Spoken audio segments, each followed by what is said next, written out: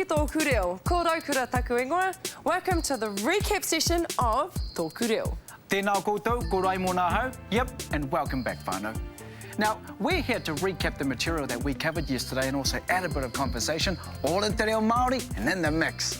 Then we'll finish off the show with some interactive exercises. Ooh, you know it, sis. So, you think you're ready to get into it then, whānau? I am. You know it, sis. But you know I've got to plug our website first, whānau. Check this out, www.tokureo.maori.nz. Whānau, it's there for you e hoa mā. It's fun, it's informative, and it's free. So you get into it, jump on, have a look around when you get the time. Sure, bro. Okay, so now it's time to get into the nitty-gritty. First up, it's our grammar. Section grammar. What did we cover yesterday? Remember rāua? This means they when referring to just two people, and if we want to add a person's name, we place ko before each name. For example, ko Piki rāua ko Hoani. Piki and Hoani. But what if I wanted to add a noun instead, like Piki and her brother? Check this out. Ko Piki rāua ko tana tūngāni. Piki and her brother. Follow along with these examples. Ko huhana rāua ko tana hoa. Huhana and her friend. Ko arapeta rāua ko tana tuahine. Arapeta and his sister.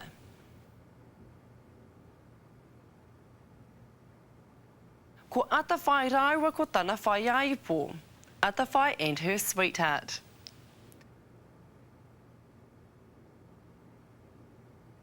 Ko hinewai rāua ko tana tuakana. Hinewai and her older sister.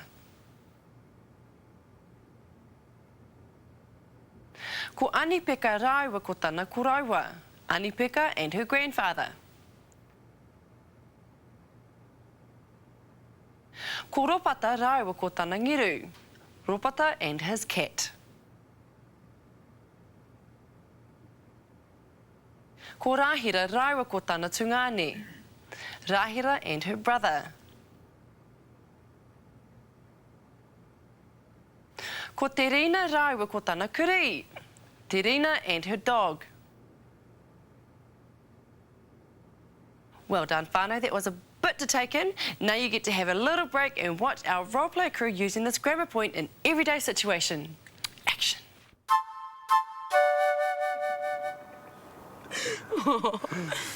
I was so hungry in that lecture. Yeah, hard out. I could hear your stomach grumbling. Can I borrow your notes, please? I could not concentrate. Ai, e pai ana kari. Did you see Anaru? Yeah, ko anaru rāua ko tana whaiaipo. Yeah, talk about can't keep their hands off each other. There they are there. Who? Ko Anaru rāua ko tana whaiaipo. Yeah.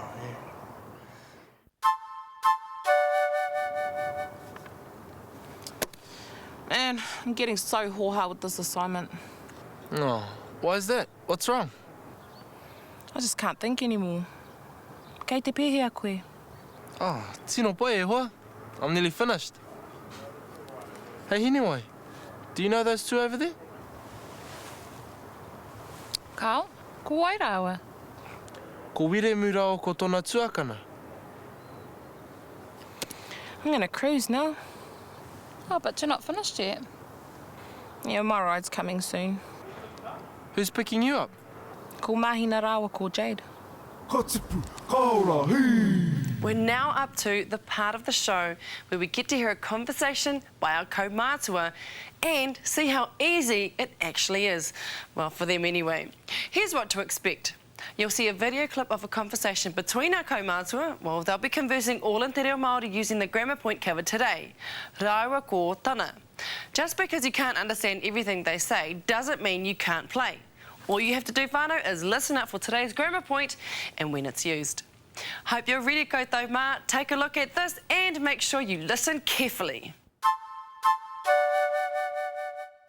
Ko wai o iramotu. Ko hemi rāua ko rapaere. Oh, Aku i rā motu. Rawe i rā ingoa. Ai. Kei whia rāua. Kei konei rāua e nohona kei waitākere nei. Oh, ka rau e tēnā. Kei roto i te ngahere nei. Ai, kei roto rā i tēnei rohe o te ngahere o waitākere. Tēnā Ai, koe. ai. Tēnā koe. Ai, no rai. Ko wai o ira motu. Ko hemi rāua kora paere. Oh, e Aku rau i e. rā motu. E rau e ra ingoa. Ai. Kei whia rāua. Kei konei rāua e nohona kei waitākere nei. Oh, ka rau e tēnā. Kei roto i te ngahere nei.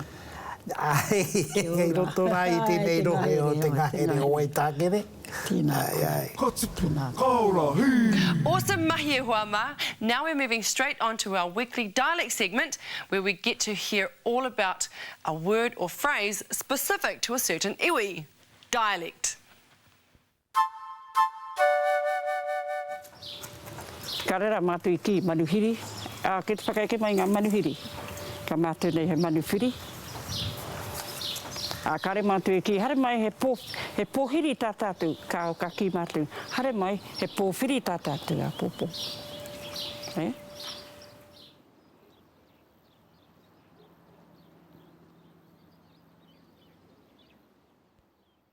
Ka tipu, ka ora, hei! Ka tipu, ka ora, hei! To reinforce what you're learning on TŌKU Reo at home, visit our website at www.tokureo.maori.nz. On the homepage, you'll find a link to episodes. Find the episode you'd like to swat up on and click it. Here you'll find a summary of what's in that episode as well as a list of interactive exercises down the right-hand side. Here's an example. Back at the homepage, you'll also find links to the other Te Whanake resources, more exercises, a forum for TŌKU Reo viewers, and a free online Māori dictionary. Have fun, kia ū! Ka tipu, ka ora, hei! Nau mai hoki mai whānau, welcome to the vocabulary section. Let's get straight into the kupu. To start us off, you'll hear the pronunciation of each word, get its English translation, and then you'll see what it looks like in its written form. Now, if you have been doing a little bit of mahi in your own time or just have a really good memory, these will be a piece of cake, so don't you worry. Whaiaipo, darling or sweetheart. Whaiaipo.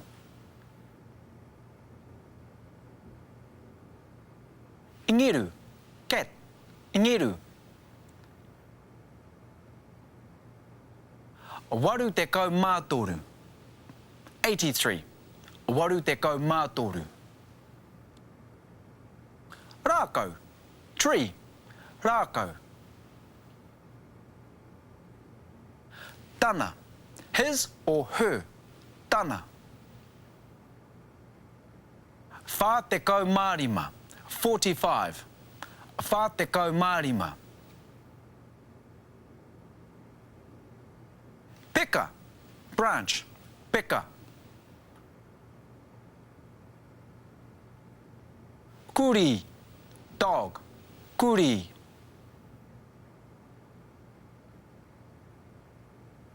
Iramutu, niece or nephew, iramutu. Whārangi, page, whārangi. Let's look at the same 10 kupu, but this time with no English translation, just images to help remind you of what the word is in English. Clear as mud? I wish. Sweet, let's get into it. And remember, whānau, loud and proud.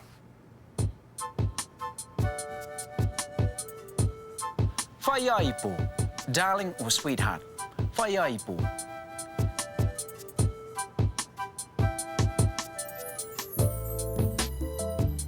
Ingeru, cat, ingeru.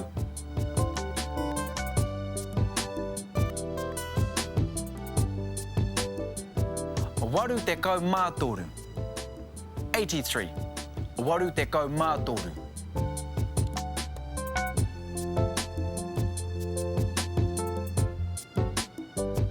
Rākau, tree, rākau.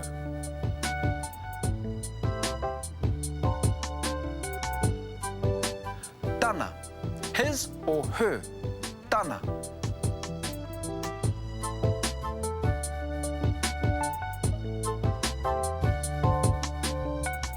TŌKU mārima. 45. TŌKU mārima.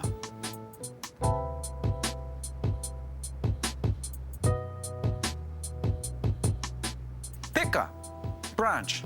Peka.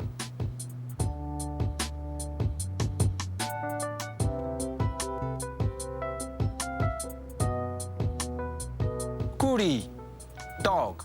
Kuri.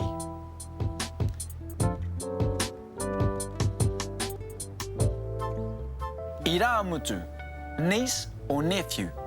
Iramutu.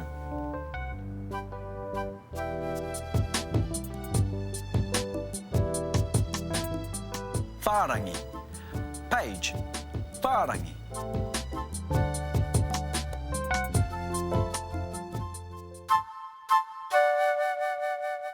Oe kua hoke anō lā waku kāro ki tātou tamariki me ngā huarahi hakaui I te reo ki roto ki a rātu. Te tai huarahi pai Māori kano ki toko kāro ko te paki waitara nei. Ina hoke whānui no atu ngā kaupapa, kaue ana I roto te paki waitara. Hei ako I te tini o te kupu ki ngā tamariki. Tēnā pēr he ira mutu kino, ka kahari nei ia, te whai aipo o te tahi atu. Ki tawhiti, ngā kaupapa pērā, ngā kaupapa makutu nei, ka makutu ngia te tangata, ka huri hei kararehe he ngerupa e korireini, ka mautonu te mano o taua makutu o 83 tau, 45 tau, ki te kore kihia I roto I taua wā, ka noho kararehe tonu a mate noa, nā ka tona atu he toa ki te tiki, ka peka atu ki reira me tana lākau hei patu I te iramutu kinola. Kia orai taua tangata I hurihia la hei karare. Nā koe tera, kia au nei te tai huarahi pai mo te ako I te reo, kei ngā whārangi nei anō e takoto ana. Ngā whārangi o tēnei tūpōpoke ki anei he paki waitara. Katipu, kaora, hii! Sweet. Now you'll hear that again. But this time you get to check and compare with us to see if what you managed to pick out was actually a new word and not something you or your mate just made up. Now, whenever our speaker uses one of the kupu from our vocab, the screen will flash to let us know when it's used and what the word is. Let's have another look. Oe kua hoke anō lā waku kāro ki tātou tamariki me ngā huarahi hakaui I te reo ki roto ki a rātu. Te tai huarahi pai Māori kano ki toko kāro ko te paki waitara nei. Ina hoke whānui no atu ngā kaupapa, kaue ana I roto te paki waitara. Hei ako I te tini o te kupu ki ngā tamariki.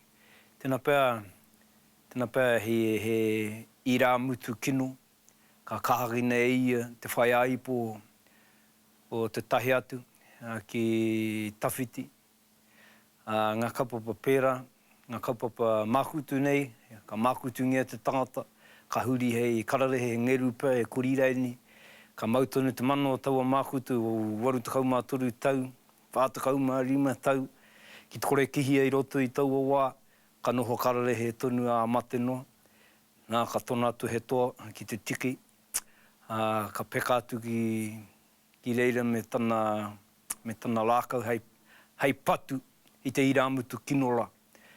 Kia orai taua tangata I hurihia la hei karare. Nā koe tera, kia au nei te tai huarahi pai mo te ako I te reo, kei ngā whārangi nei anō e takoto ana. Ngā whārangi o tēnei tūpōpoke ki anei he paki waitara. Our kupu hou for this week is ahorangi, professor. One often hopes that once students have reached paitahi status, that is, to have become a graduate of a learning institution and a particular discipline, that they would then move on to becoming an expert in that field. That is, to be a professor. Not all of us can, though, as it is a path that requires a dedication that only few of us have the patience and tenacity for. It is part of what makes the title so esteemed. The Māori word for professor is equally impressive, ahorangi. Aho meaning rays of light from the sun, and rangi meaning the sky. How illustrious and appropriate. Ahorangi, professor.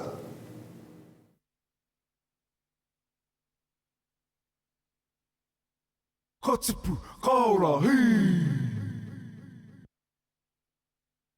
Ka tipu kaora hi. To access the podcast, go to www.tōkureo.māori.nz and click on episodes. Choose your episode and move the mouse to the right-hand side of the screen where you'll find a link called Podcasts. Click this link to download TŌKU REO podcast to your iPod, MP3 player, etc. With video, audio and exercises, you can brush up on your te reo Māori skills anywhere, anytime, 24/7. Kia kaha. Ka tipu kaora hi. Listen up, because this is how the first exercise will work. Some sentences will be scrambled up on screen with the English translation of what it should actually say below. Now, you have only 10 seconds to rearrange the words so that they make sense according to the English translation. I know you want an example before we get started, so here it is. Piripi and his nephew.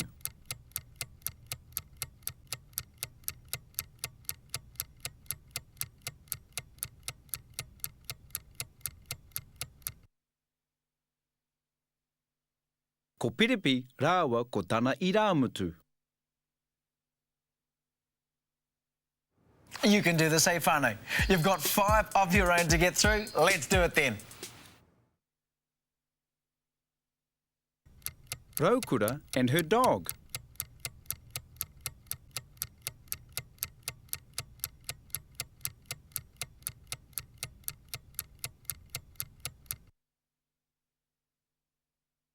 Ko raukura rāua ko TŌKU REO.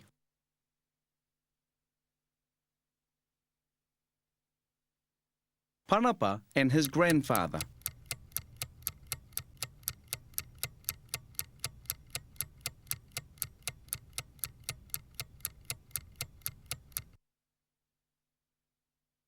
Ko Panapa rāua ko tana kuroua.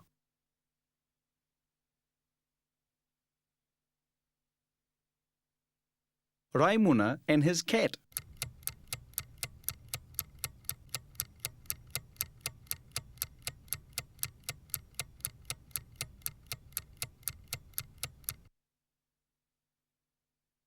Ko Raimuna rāua ko tana ngeru.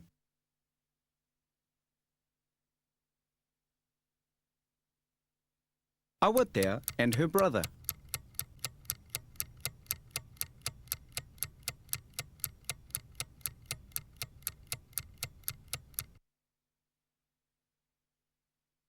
Ko Awatea rāua ko tana tungāne.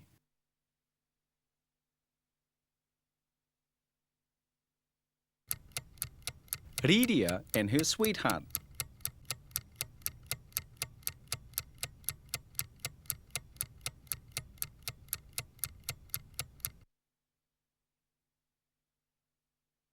Ko Riria rāua ko tana whai aipo. Awesome job, whānau. This next exercise is also centred on the grammar point of the day and is a fill the gaps type of activity. Based on what we covered yesterday and today, you should fly through these. There will be no English translation to help you, so you really need to put your thinking caps on for this one. This example should help show you what I mean. Take a look. Ko ripeka ko tana taina.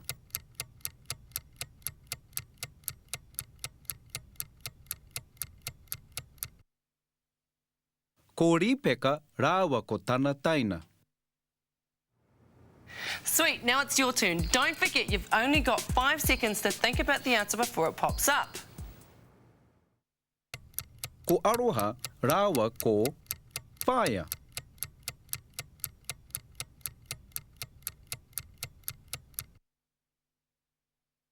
Ko aroha rāua ko tana whaia. Ko paura rāua tana hoa.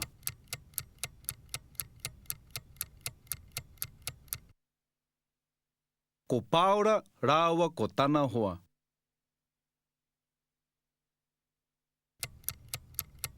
Tini rāua ko tana kuri.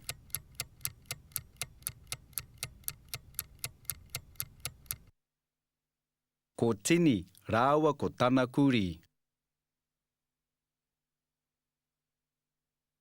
Ko ana hera, tana tungane.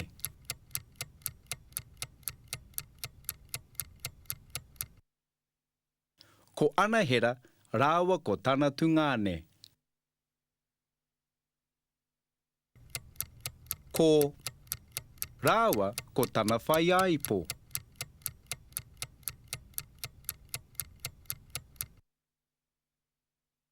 Ko makere, rāua ko tana whaiaipo.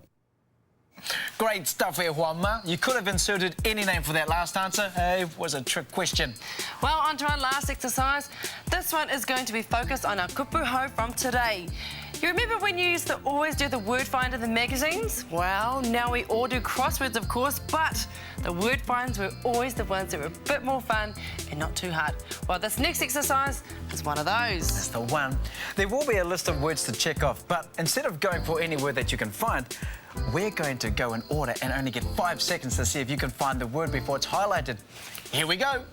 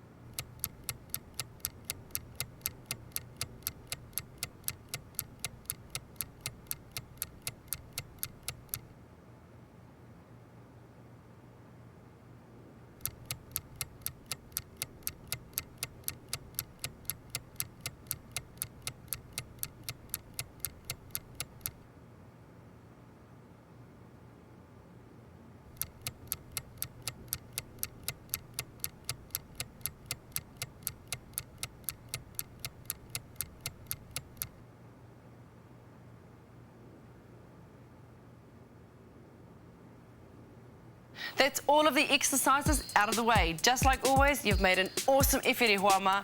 We've got one more treat in store for you here at TŌKU Reo before we sign off for the day. Yep, it's Professor John Moorfield to tell us this week's learning tip. That's that one. Tēnā nō koutou katoa. For you to be able to communicate effectively in a language, you need to know more than its sounds, grammar and vocabulary. You must also learn what sorts of language are appropriate to the situation you are in and the people you are with. You must learn to use a range of expressions that are commonly used for particular functions in the language. How to express yourself, to inform, to question, to ask for something, to make sense of what people say, to switch codes depending on who you are talking to take turns in conversation, to control a topic, and to give way to another participant in the conversation. These all need to be learnt. Most of these are culturally based, so while there will be skills transferred from English, there are aspects which will need to be acquired in Māori which are different. Kia ora, Juanma. That's us finished up for another day, but the mahi doesn't have to end here. I recommend you jump onto www.tokureo.maori.nz if you really want to get today's grammar point down pat, or even just want to get a head start for tomorrow's episode. Yes, and we'll see you back here tomorrow, but for now, Kia mau, kia u, ki tōku reo.